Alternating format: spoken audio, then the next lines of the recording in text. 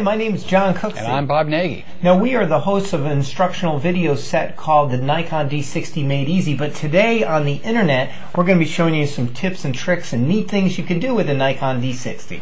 Absolutely. What a great camera. Really had a good time playing with it so far, John. Well, what do you got to show us? Well, we've got all the major features and functions which I went and researched, which is the automatic dust cleaning feature on the camera. So when you turn it on and off, it's going to go ahead and go through a little routine over here, and you're going to see it on the back of the screen, and it actually uses a sort of a wind technology and other technologies to keep that sensor clean when you turn it on and off. And also, right under the eyepiece over here is something sort of keen.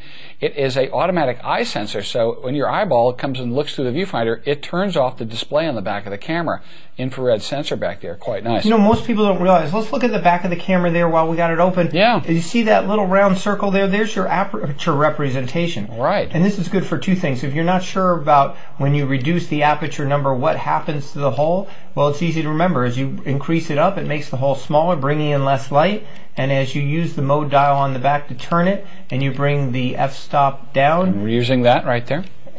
As you bring the f-stop number down, you're going to be getting more light into the camera, and that's a neat representation. Right, so a nice mechanical representation. Plus, when you turn the mode dial on the top, it shows you a representation of that on the back, so you don't even have to look when you're turning the mode dial, and you pop it right into the next mode you want to use. That's great. If you're in one of those positions that you can't look at the top of the camera on the ground or whatever, that can be handy. Now, let's suppose you mess everything up on this camera, and you have all the different things changed, and all of a sudden you just want to get back to normal, but you want to do it easy and fast. Isn't there a secret shortcut method? There is a secret shortcut method. Now, let's take a look at the top of the camera over here. Some of these buttons have secondary features, and this one right over here, the D-lighting button, has a little green indication next to it. That's one of the buttons, and the other one is on the bottom left over here, the info button and zoom in button. It's got a little green dot. So if you wonder what those two greens are, you'd have to push them together. You got to push them both at the same time, and you got to hold them for a full 2 seconds, and then bam, it'll reset this all the way back to the factory settings and take all your custom stuff off. So if you really get lost in the woods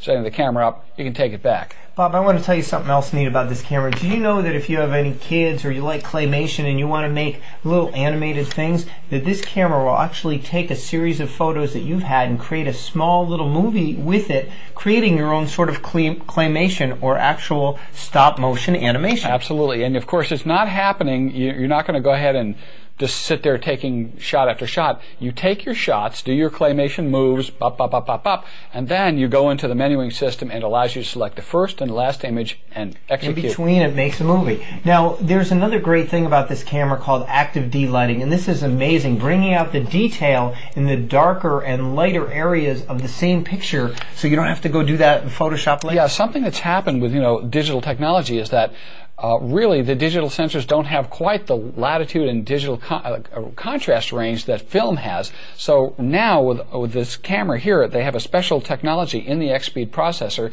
to bring the details out of those shadow areas and also punch up the details in the high lighting areas. We have an example here that we just took in the studio of the flowers in the studio. Right. And so show them before. There's before and there's after. What a difference. And you can see in the darker areas there's more detail, and it doesn't wash out the highlights in the light areas. Exactly. We're preserving the detail in the high areas, and we're bringing out the shadow detail. And the nice thing about this is you could use this either before you take the picture and leave it on permanently, or after you take the picture you could apply it to your image. You don't have to be in raw mode or anything. It'll do it in any of the different modes with the active D-lighting. Now, there's another thing. As you guys know, you're out there doing a shot, and no matter what you do with your f-stop, your aperture, and what you do with your shutter speed, there's not enough light. So I always tell people, look, you might get a little more grain, but most likely you won't notice it if you bump the ISO from 200 to 400 or from 400 to 800.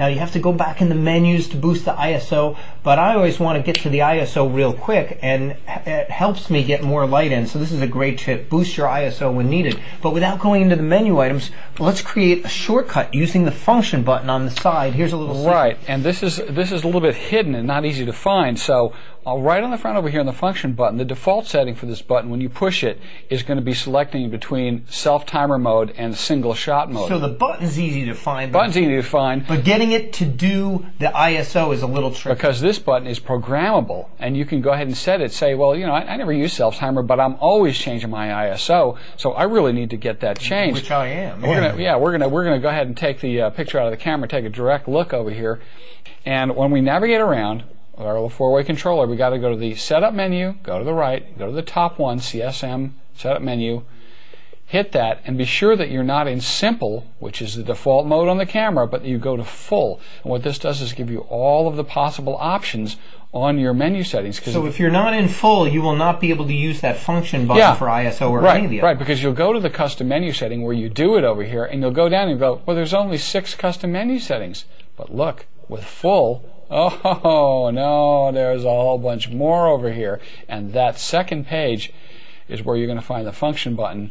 Hit the OK, and you're right over there. And you know, I happen to like to use it for ISO sensitivity. So yeah, me too. So that way you can go up your ISO, and if there's not enough light for a picture, you can change your ISO. Right, and as soon as you hold that function button in and rotate the command dial on the back top right, bam, you're adjusting your ISO. Okay, so let's try to adjust the ISO real quick right now. Sure. In the function Let me see the back of the camera. And basically, I'll pull this out of here. And so if we then just hold in the function button and rotate right here, you can see right there that that yellow marker, the ISO is changing. ISO is changing. Now, this stuff is changing on the screen here only because of the light. It's responding to the sensitivity of the camera. That's not... But bam, as soon as I press that, that setting turns yellow, and I am now adjusting. So if I want to set it, let's go to a real high ISO, 1600. Mm-hmm. Boy, if you're really in low light in a situation, there's 1600. Right. So, tell them what high is. Oh, high, really, they should have just put 32, but they put high one on there. I'm not sure why they do that, but basically it's just 32. If you're really in dark light and you don't want to use a flash, or the flash is not doing to you, the high setting would be really fantastic for that. Would. Here's a few tips and tricks you learned in just 7 or 8 minutes here. You can imagine what you can learn in our 2 DVD set, which is 90 minutes each. So you have, what, 180 minutes full of packed information? Right. And it's well worth it. It's www.elitevideo.com. When you get the DVDs, the 2 90-minute DVDs, you have access to our private email, plus you can call if you have any questions. We're here for free support that's unlimited at no extra cost when you get the DVDs. I hope you learned about this, and make sure you look at our other YouTube or internet videos out there, because we have other tips and tricks for this camera plus a bunch of other cameras. In the meantime, we're going to go out and take some great pictures. Good to see you. My name's John Cooksey. Bob Nagy. And we'll see you soon. Take care.